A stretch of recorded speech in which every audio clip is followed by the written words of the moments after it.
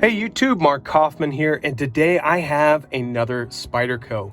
This is one that I think we're all very familiar with, but I got it in a different colorway. This one I actually picked up in green, and I've had, I believe, only 2 of these knives in my possession. One I actually bought in high school, and I have yet to locate that one. It's been missing. I think it's somewhere in some of my storage bins, but I haven't found it yet. But this is my second one, and that is the Spyderco Tenacious.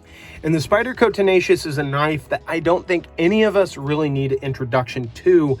However, I went with the green. I felt like the green was a great color for a knife like this because the black is a little bit bland, but personally for me, I think the green adds a little bit of a different hue to this knife, gives it a little bit of a different personality. So really quick, let's compare this to a knife that I think we've all been familiar with, and that's a 91mm Victorinox. We'll compare it to that.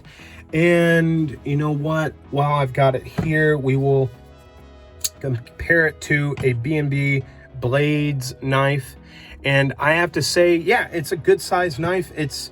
I mean, what can I say? This is a Spyderco Tenacious, and not a lot of us need to have an introduction to it.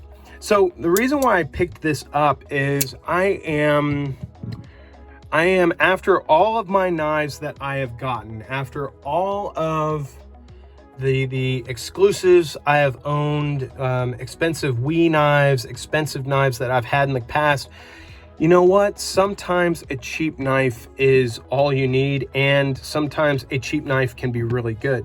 Granted, this is HCR 13, I believe, 13 MOV. It's not the best steel, but you know what? For what I'm going to be doing with this knife, it's going to hold up just fine. And I have to say, I am very happy to have it.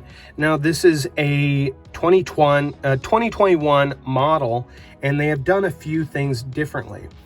The milling on the inside of the blade tang here is a little rougher than the older one that I had.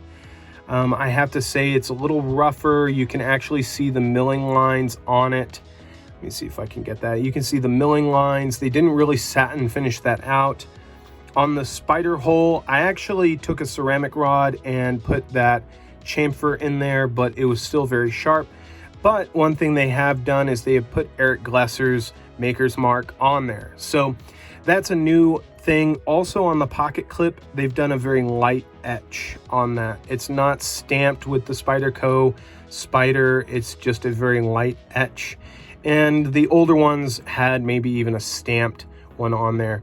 Now, when it comes to the fit and finish, it's pretty much the same, a little bit loosey-goosey on the scales. I actually had a big giant burr that was sitting in the lanyard hole that I had to fish out. The jimping here is unchanged, it's the same.